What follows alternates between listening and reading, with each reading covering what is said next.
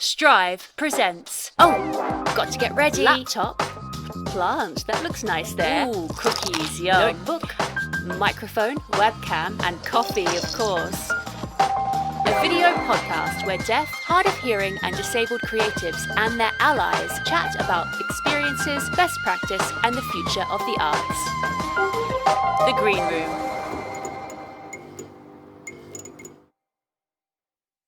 Hello. We've got our laptops, got our cups of tea, sat on the sofa. This is the Green Room. Welcome to the Green Room. I'm really excited to be here. It's our weekly video podcast, and this is produced by the Strive Collective, which involves two companies. We've got Hot Coals and the DH Ensemble, and that's Strive. So what is the Green Room interviews? Well, we are interviewing deaf and hard of hearing and neurodiverse artists who support each other in the industry. So I'm Stephen Collins. I've got brown hair. It's actually a bit long now because of lockdown. I have freckles and a ginger beard. My shirt is very colourful. It's green with orange and red patterns, quite bright. And my room, this is my living room with white walls and a dark blue sofa. And I have my mug with garden gnomes printed on the outside of it. So we're interviewing people focusing on their stories, also their best practices as well. So how they face barriers and resolve those, what barriers they face and how they resolve them. So we're having a look at access and diversity. That is what we're centralising on. The person who's voicing over for me today is Martin Fox-Roberts.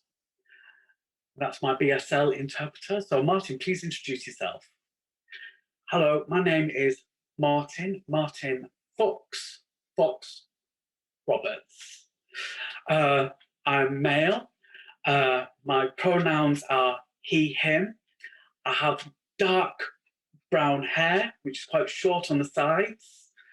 I'm wearing a dark blue shirt and my background is a blue background. Thank you, Martin. And also we have Anna Kitson, who's here as well. Anna, would you please introduce yourself?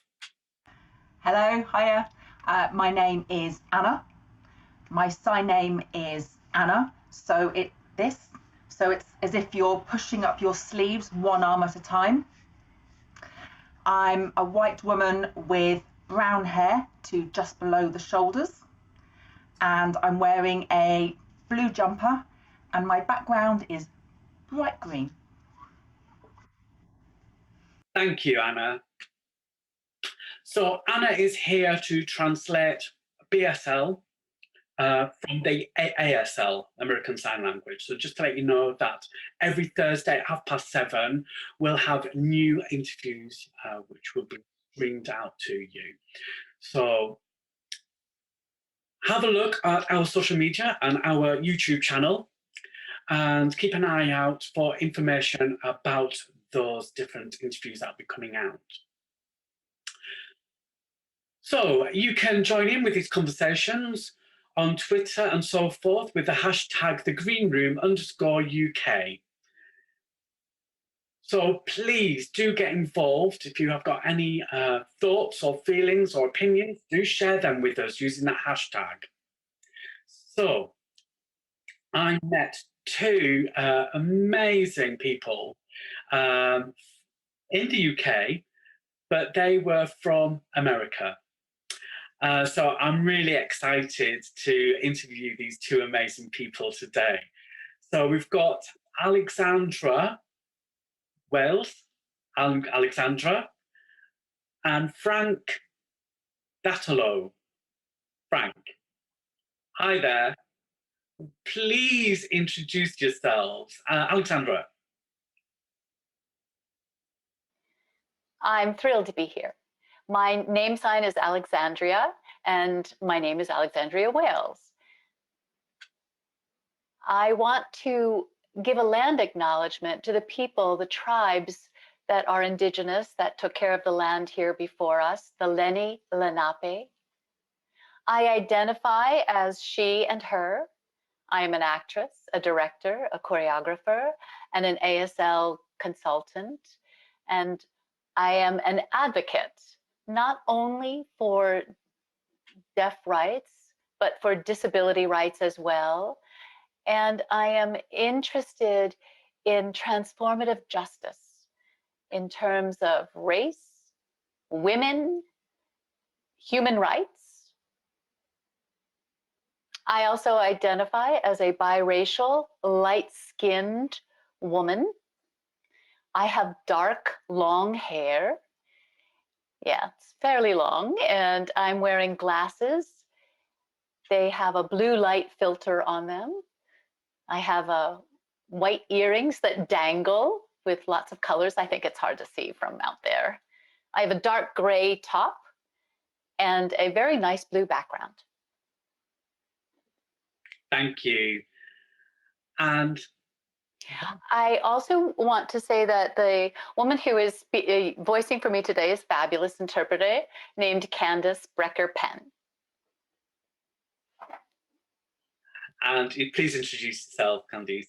Sure, I have the honor of voicing for the amazing Alexandria today. I am a white, middle-aged female. I have long blonde hair. I am wearing blue glasses. I have a black turtleneck that I'm wearing today, and my background is a bright blue background. Thank you, Alexandra. Thank you, Candace. And now, Frank, please introduce yourself. Hi, Stephen. Thank you for inviting me here to the green room. My name is Frank Dattolo. My name sign is this. I identify as he and him. And I've been involved in theater, starting with the National Theater of the Deaf, and have had many different roles in theater from A to Z. I also work with children in theater, and I work at Lexington School for the Deaf in Queens and the Lexington Deaf Center in Queens, New York. I'm a dyed-in-the-wool New Yorker. I grew up in Queens. I grew up in New York. I describe myself as white.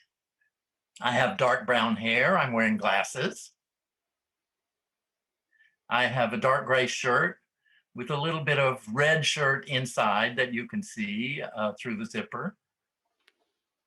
And I'm sitting in a wooden chair. My background is dark gray. And hello to everyone.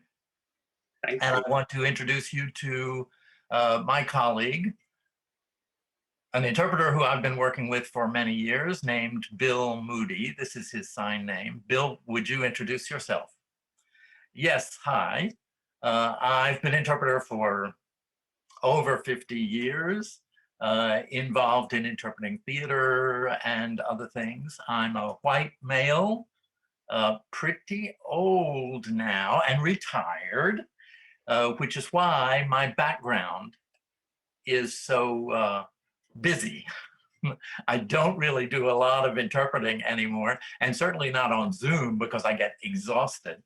But I've been involved in theater interpreting and working on interpreting for tours in museums with Frank for about 10 years also. And I'm very happy to be here. Thank you. Thank you, Frank. Thank you to both of you. And Bill, your room with all the plants. You need to bring them over to my room and make it look a bit more jazzy here. All right, so we'll move on. We'll get into the interview, well, the chat, really. Don't want to say interview, that's very formal. No, we'll keep it informal. So hope you've got your tea and biscuits and cake all ready and you're feeling relaxed. So, Alexandria, can you tell us a little bit more about what you do?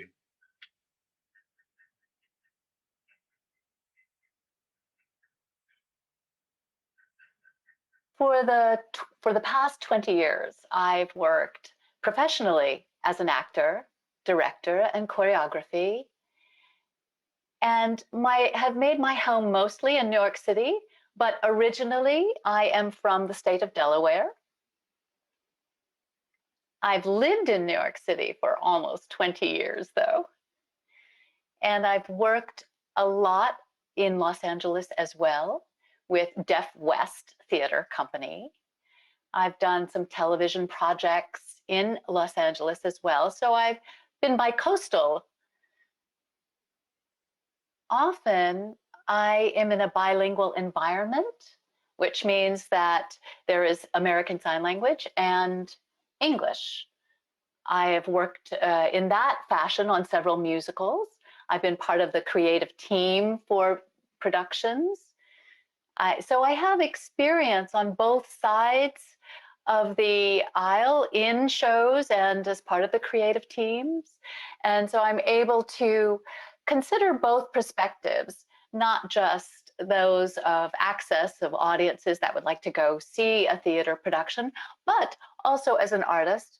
And I've also been an advocate, educating artists about what it means to be an artist and be able to express one's voice in a collaborative fashion.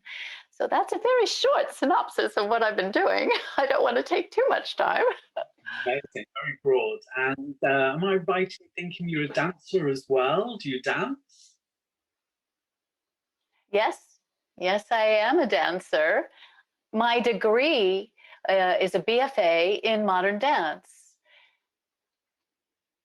And since that degree, I have found the opportunities to widen and include and expand acting and directing. I think that once that dancing was a part of me, I think my DNA will always have that as part, the primary part is dance. That's amazing. You've got lots of things going on there.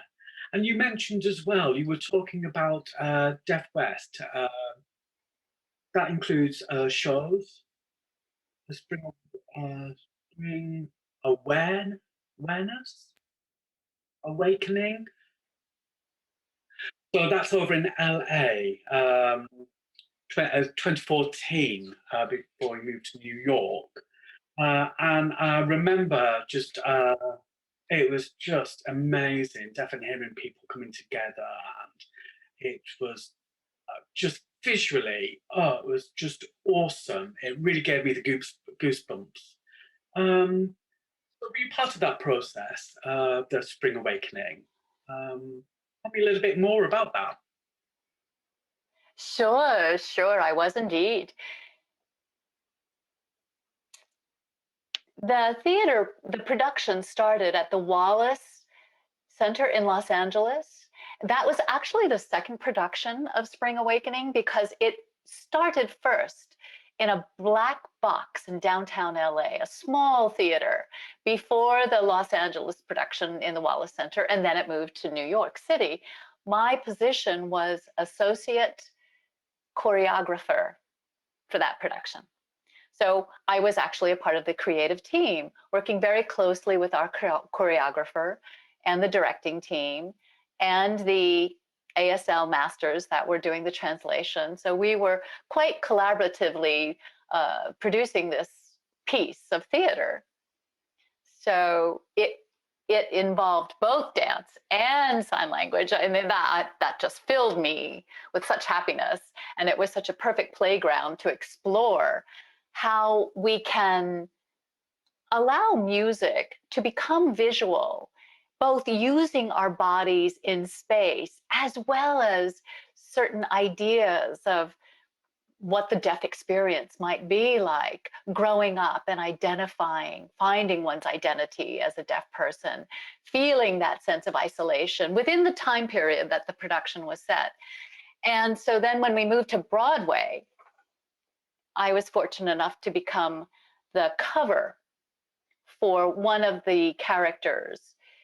And that character was originally portrayed by Marlee Matlin on Broadway. So I was her cover. So when she would go for other commitments, I had the opportunity to perform the role as well. So I was wearing lots of hats for that production. It was a fabulous experience. Yeah, amazing.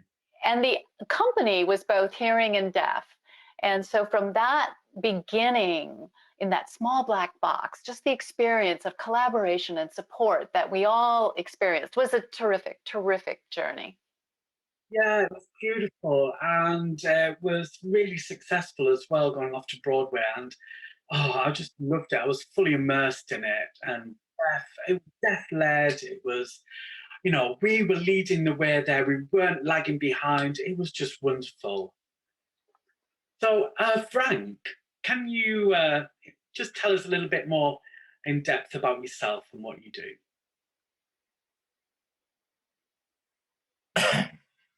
Yes, I started in theater at the National Theater of the Deaf in the United States back in 1992.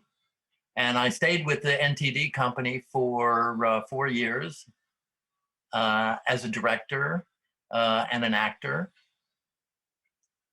and went on world and nationwide tours. And I organized a nationwide deaf theater conference on the East Coast. So we've been working, developing scripts by deaf authors. And then I turned to education more. I was a science teacher for 10 years and became the high school principal at the deaf school I was working in. And I also moonlight as a theater person, either directing or acting, producing. And I also ran a deaf theater camp called A.C.O.R.N, A-C-O-R-N-E, the camp where we were meeting every year in Michigan, and we would get deaf kids from Detroit in Michigan and provide them a week of outdoor theater experiences and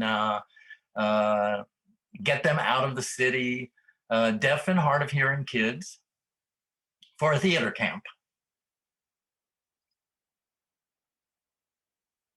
And now I'm having new experiences in life as a school administrator at the deaf school in Queens, New York. And we also have a nice theater. So it's been a nice transition for me to keep theater and yet do other things like teaching and administration and organizational work as well. I do a lot of museum guided tours. For example, the 9/11 Memorial and National Museum here in New York, the Statue of Liberty and Ellis Island, we've done tours, and the National Gallery of Art in Washington, D.C. So these are tours in ASL on devices that people pick up in the museum. I've done that in collaboration with Bill Moody, my interpreter now.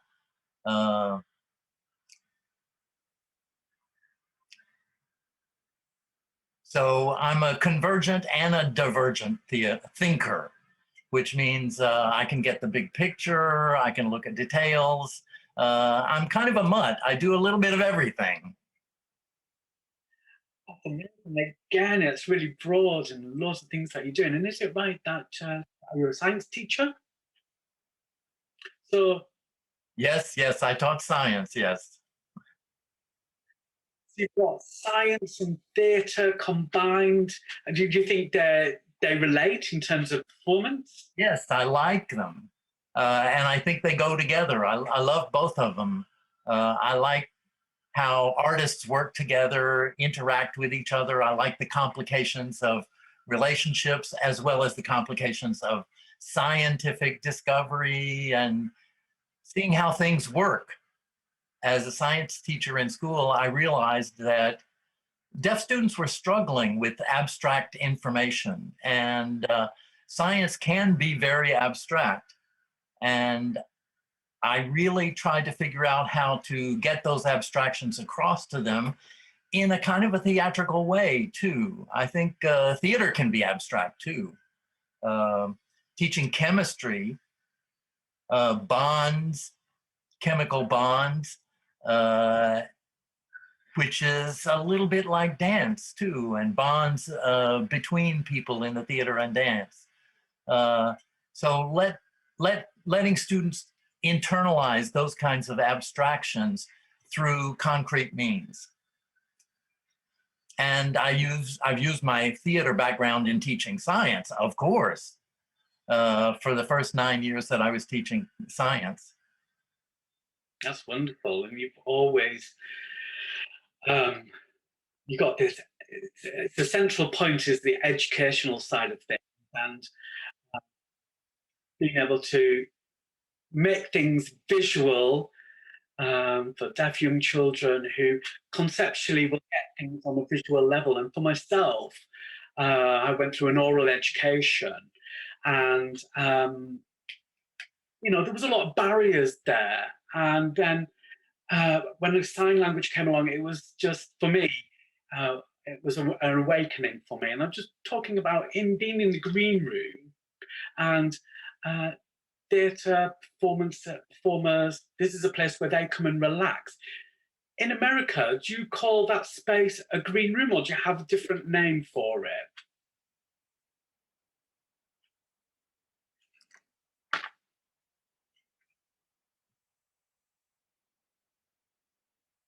Not really. I don't think so.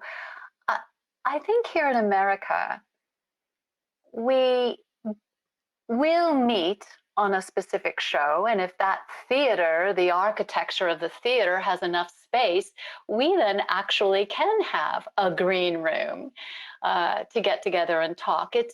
I think what you're doing here is fantastic, sort of a take on that. So a theater might have a green room for us.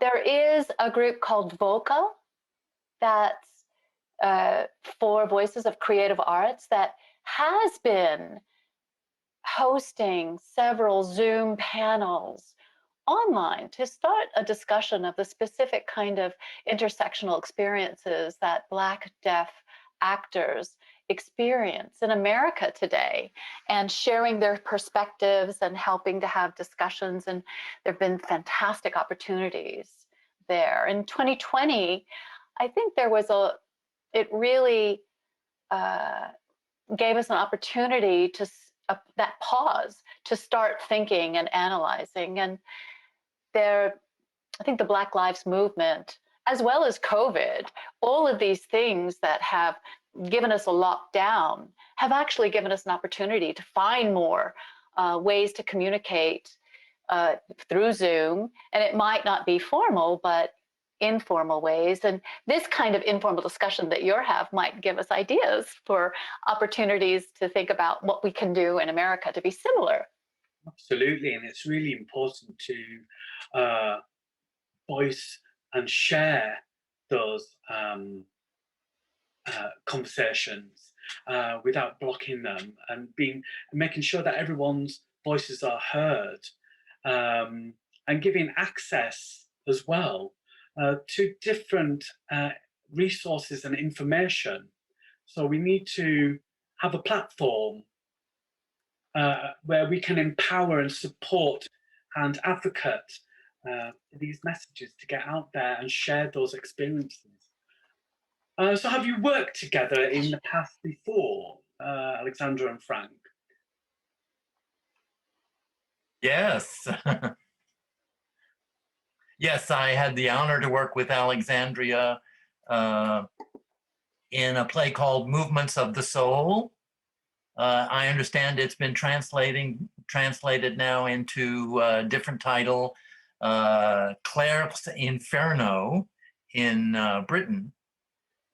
And I worked with a theater company called Senses Askew. Here, a company here in New York that we founded. I'm one of the founders of that organization, and we've tried to set up some new research and new investigations into what theater can be. I love working with Alexandria. It's been a great opportunity for me, and she's just a wonderful person to work with. I've been lucky to have the experience of not only working with her, but being her friend. I feel the same way, Frank.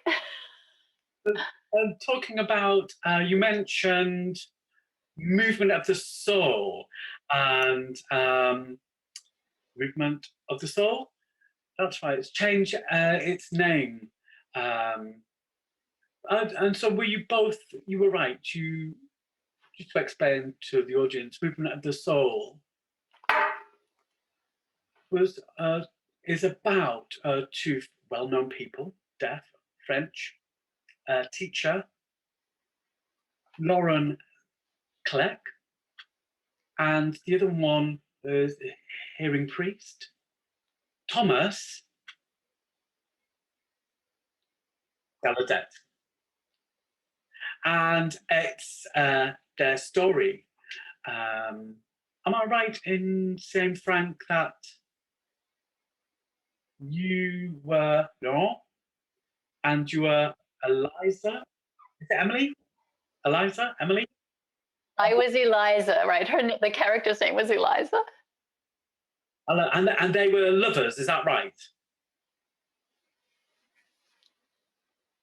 So yes, that was here in the UK, and it was in 2019 with BSL and French Sign Language as well, FSL, and ASL, all integrated. So it was amazing. So for you both in that process, how did you find that process? I saw it in development in Britain, and it was just great to have deaf history on such a platform.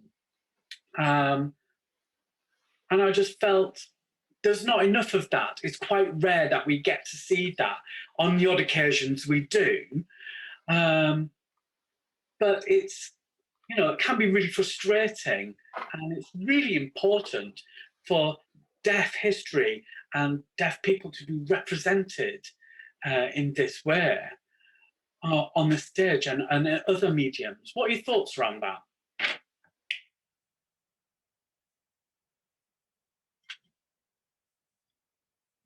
Alexandra? Frank, would you like to start?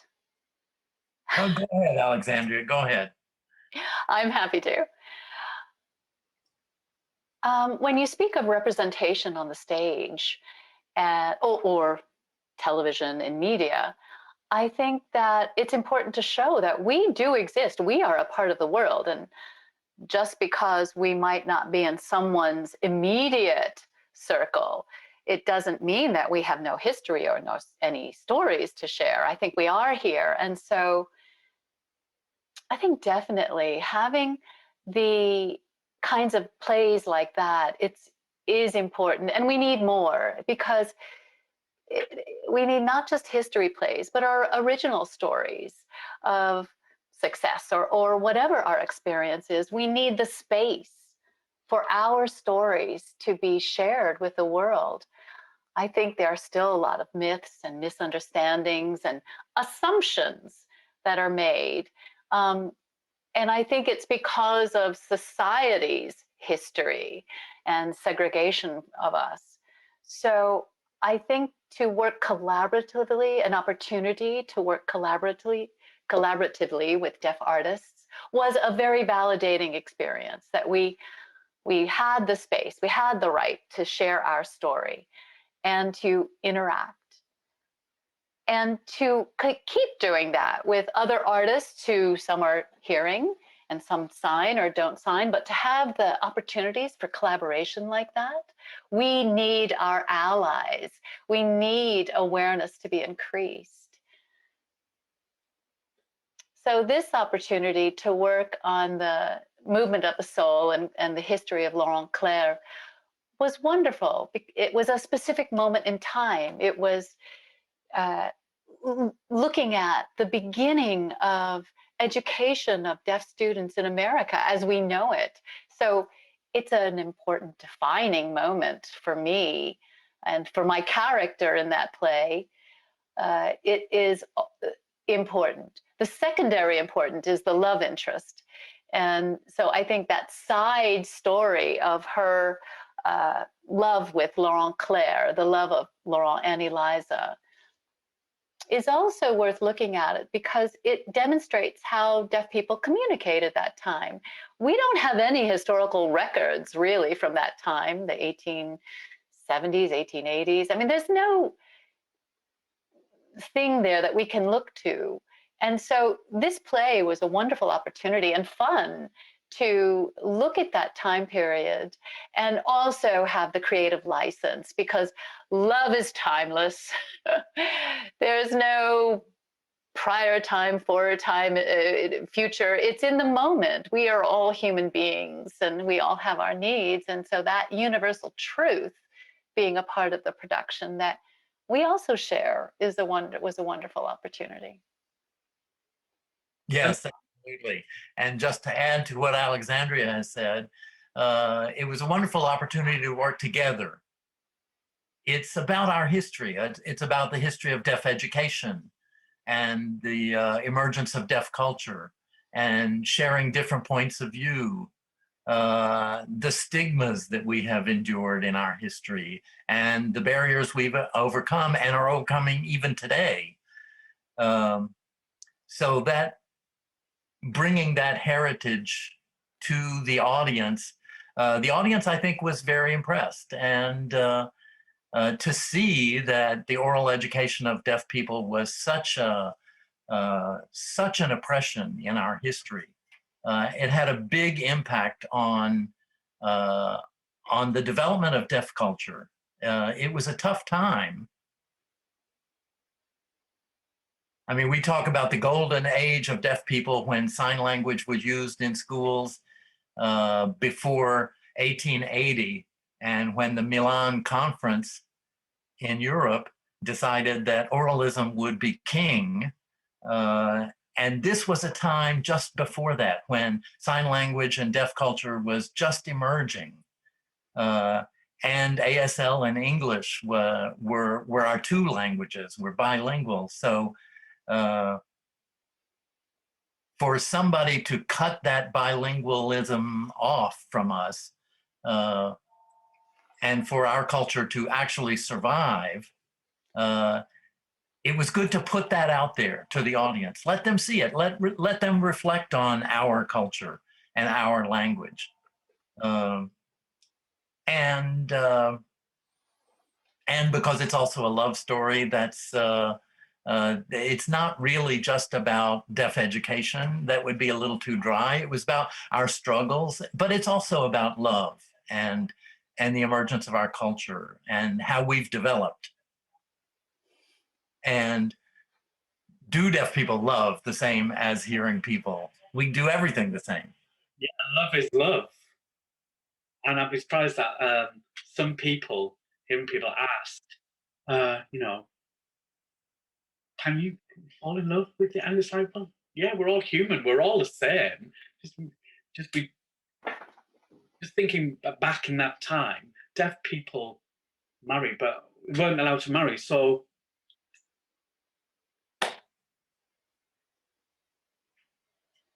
also movement of the soul. That's a really strong story. And you were talking about how this had an impact at that time, for that time for deaf people, and that their humanity was stripped away, and sign language was stripped away as well. And it's like all over the world. In Britain, it had an impact, very deep impact. Same as America, and Gallaudet University set up, and education took off. And at first it took its time, and there was a lot of campaign fighting for the recognition of our language. And yes, it was recognised here. BSL was verified and recognised. But when I was watching Movement of the Soul, it, really struck me about, talking about deaf people in education, how it's changed over the hundreds of years, and how that's been a struggle.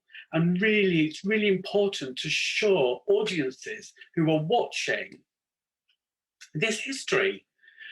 And all these opportunities and events, how they've been squashed. I just want to ask, do you still feel now that deaf people, artists and creatives, who come together in theatres and film and TV, do you still feel that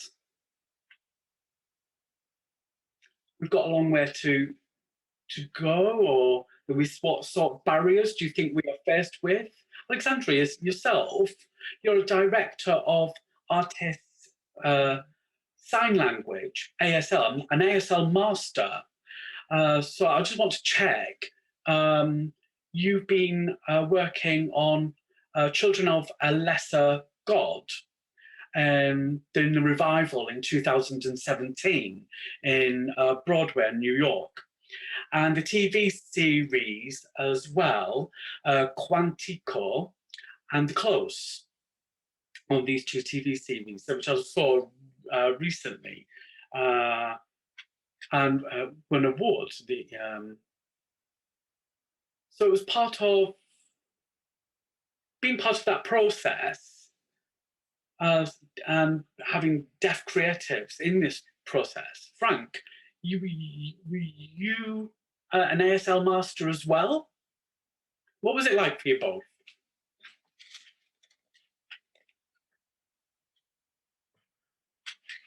Yes, I have been involved as a director of artistic ASL. We call it a DAZZLE, DASL, coaching. And I was involved with Broadway interpreting, coaching the interpreters who were going to interpret shows on Broadway as well. So that's an artistic advisor as well. Sorry, Stephen, could you just go back? The voiceover hadn't finished and you started signing. So could you just repeat your last question?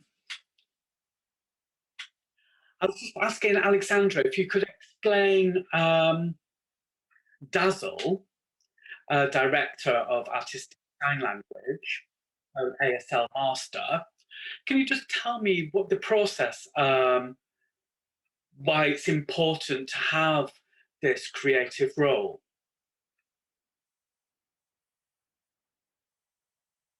Thank you for asking that question, Stephen. As Frank mentioned, prior to a DAZZLE, we often were called ASL Sign Master. But if you work on a bilingual production, or even a production that's just an ASL, the ASL sign master, a sign master, could be confused with stage manager. And it's part of the reason for the change. Another large part of the reason for the change is DAZZLE, stands for Director of Artistic Sign Language.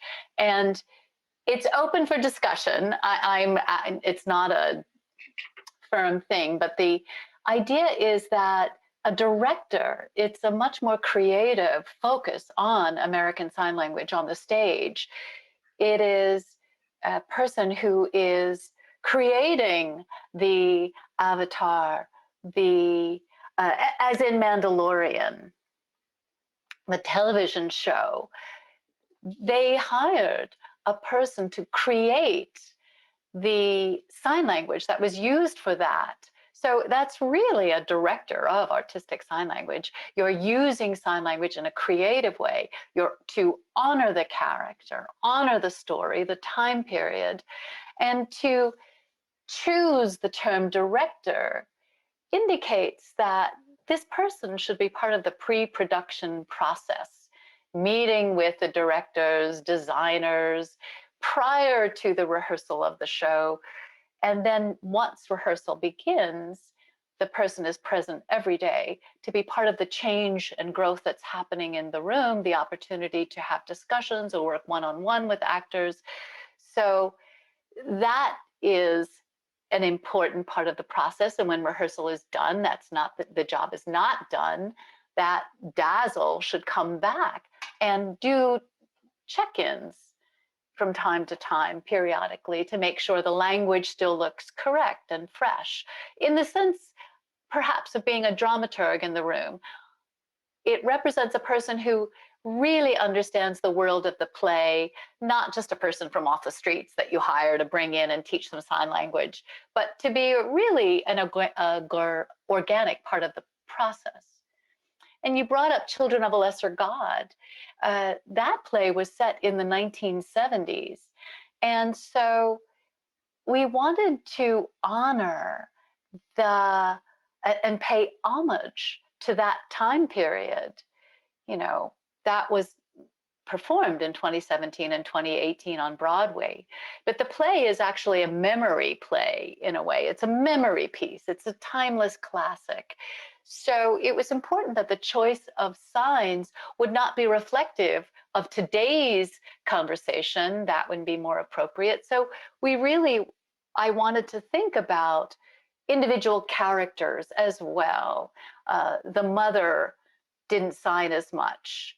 So her gestures should be her trying to be authentic to what a mother who doesn't sign with a deaf daughter would be. So as a director of artistic sign language, using deaf eyes and knowing the history that's there, we can bring that to the character relationships on stage and make sure there is authentic communication being presented on the stage in terms of the deaf experience. And so that's part of what a DAZZLE can do.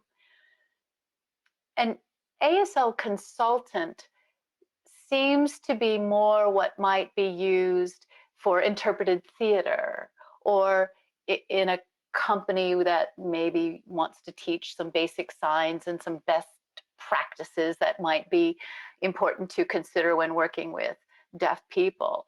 The two concepts have been interchangeable. We haven't found our balance yet. I will say I personally see, and I'm lucky to have a lot of experience in different areas, both in TV, film, and on stage. And I can see what's missing and still see what the barriers are there and what obstacles have to be overcome. And so the opportunity to have conversations with people like Frank and other people so that we can evaluate our values again and think about who are the people doing this work and the importance of our language, our culture, and the history of the deaf experience, and make sure that that is being honored. Absolutely. Absolutely. I agree. Frank. And Alexandria was talking about, when I explained about a DAZZLE, a director of ASL, it's a deaf artist who works with a production company or a TV or a film crew to get rid of the stigma of deafness and sign language. Sometimes you see a script that may be a pretty good script, but how deaf people are portrayed in the script is not exactly authentic. And so that's part of the role of the DAZZLE, is to get involved with discussions with the director and the actors about what is the authentic deaf experience and what's the story. For example, I worked with a good playwright who came here, wanted to know more about deaf history, more about deaf people, and basically how deaf people live. What is our life like? Who wanted to write a play. And the play was, in fact, well received afterwards by the deaf community. And so that's an important role that we have to play. We're a resource of information that needs to be tapped in these artistic ventures. We're humans, we're here, we have our stories, we have stories to tell. You don't just put a deaf person in a play for no reason. There is a reason, and I really agree with Alexandria. Yes, yes, I completely agree with you, Frank. I think getting paid for one's contribution to the project is so important, but the recognition is also important. We do have people that work behind the scenes, and in those positions, we see very few opportunities. A platform for some kind of recognition is important. So in television, film, stage, in a program, you see who's working behind the scenes. You see the names of the choreographer or the director, but we haven't had the deaf in contributions recognized on an equal basis, maybe just some small kind of mention. So I think it's very important that we give equal and important recognition to that contribution. If you ask a person to give up 3 months of their life and then not get any recognition in the playbill for their contributions to the success of the production, in my perspective, I think it's disrespectful. And that person should be a part of the original creative team. So to think about how we can mend this issue and heal and work together to understand that it may seem trivial to someone, but it is so important to be part of the big picture.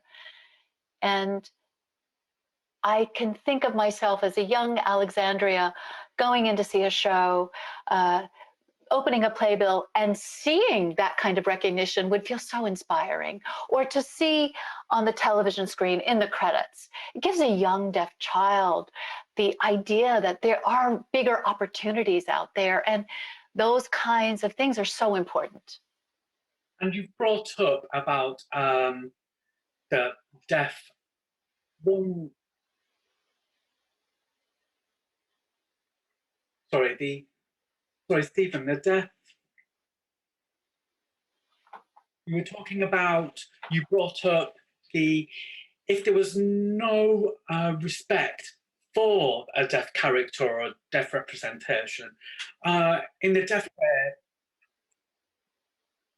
in that two-dimensional, you've got the director of ASL. With that director of ASL,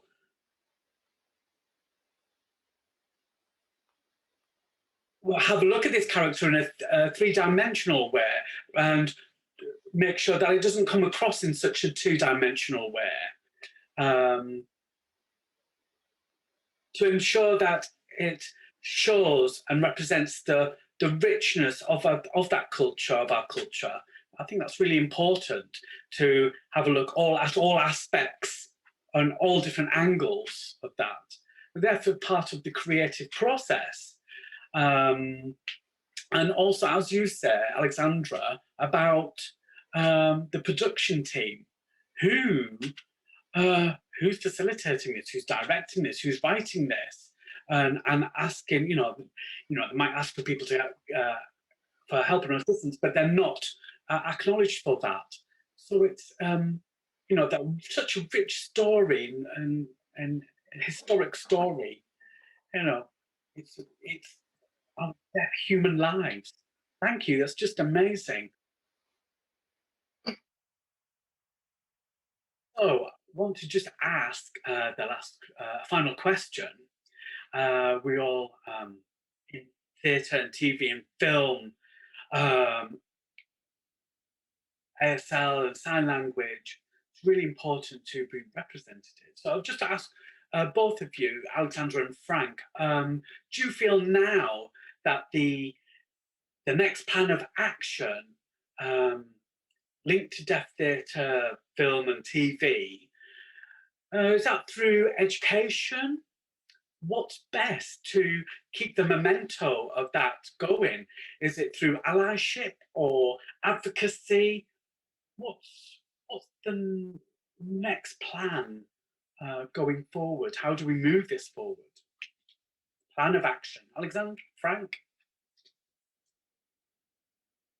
Well, as an educator, I'll talk from the education perspective. I think we need to improve literacy skills among deaf children so that they can write their stories, so that they can understand what writing means, what it entails, telling their stories, how to run a theater, like theater camp and film camp and those things, how to structure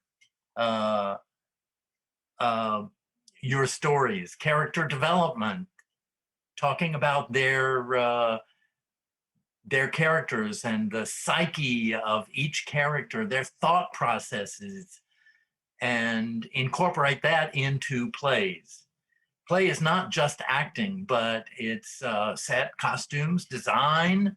There are a lot of experiences that our deaf students need to learn in order to make theater and pick up these things. Try to design intensive programs for deaf students and deaf children, not so much as work, but as play, as getting a taste of different artisan skills that are involved in making art. Those skills are important, and get some on-the-job training for them to promote this use of theater and film and television in the deaf community. There's a New Victory Theater, the New Victory Theater in New York, which has done a lot of outreach in the deaf community. They do the best children's plays from the whole world here. And through the Theater Development Fund in New York, and through the New Victory Theater, we're getting deaf students involved and little by little adding to their experience and their knowledge of production values. And Alexandria came as one of our guest directors in the New Victory program too. So getting those perspectives involved. And in terms of adults, I think maybe Alexandria can concentrate more on that.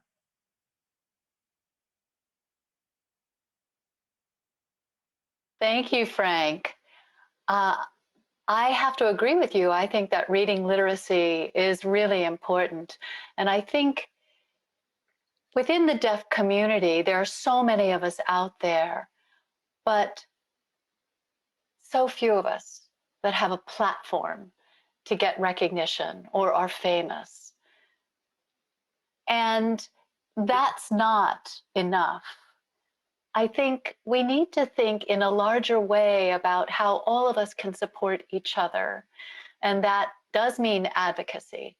That does mean writing original work. That does mean having opportunities to perform and direct on stage, because we have a wealth of experiences and perspectives to share. I think for younger people, I think it's so important to support their journeys in finding creative expression and storytelling in whatever way, shape, or form they might like to use sign language. And sign language is our primary way to express our thoughts, our ideas, our sense of self. However, we have to also think about who can they look up to.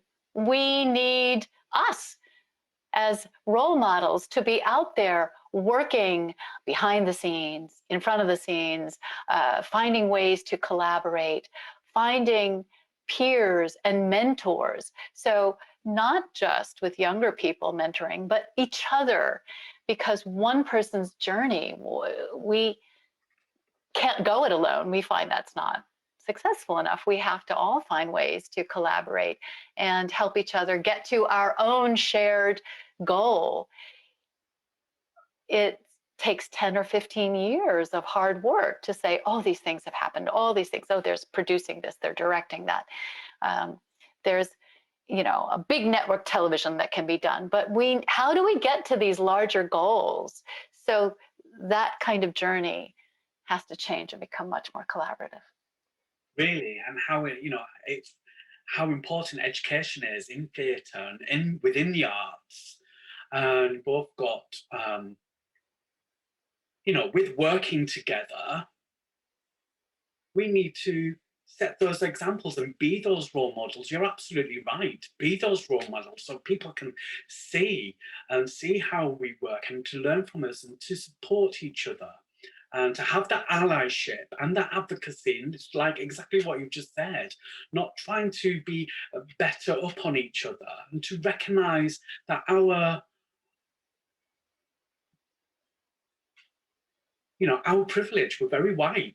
We've got to put that, it's not time for our stories. We've got to make space for other stories, Black and Asian stories, and the diversity there of other cultures. I mean, we always, throughout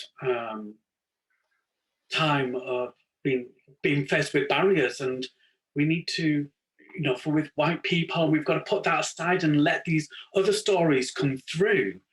And have that platform and have that allyship with these people and stories. I think it's time to come to an end, but before we do, I just want to ask some funny quick fire questions. I hope you're both ready. So yes. Got two choices. You just say which you'd like, really. So I'm going to ask both of you. Theatre or cinema? Film? Better or similar?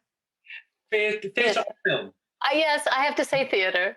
Theater. I love both, but I'll say theater.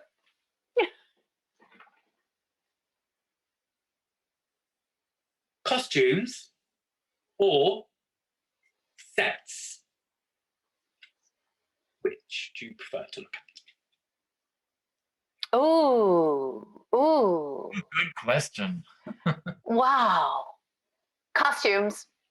Costumes? I like costumes too. Costumes, yeah. Costumes, yeah. Cats or dogs? Which do you prefer? Cats. Cats. Dogs. I'm dog. I'm a dog.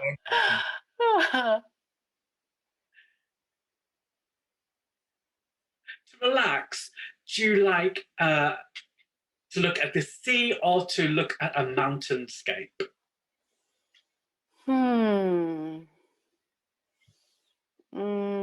No, both. I love both. For me, it's an easy answer. I live in the mountains and I need a change, so I need the sea too. Great, okay. I've got to say both. Stage fighting or dancing? Oh, dancing. Dancing, Frank? Dancing. Yeah. And the last one, your favourite theatre? Your favourite? Which is a favorite theater company, or what do you mean? Yeah, which theatre do you like to go to? So, which is the favourite venue, theatre venue that you like to go to?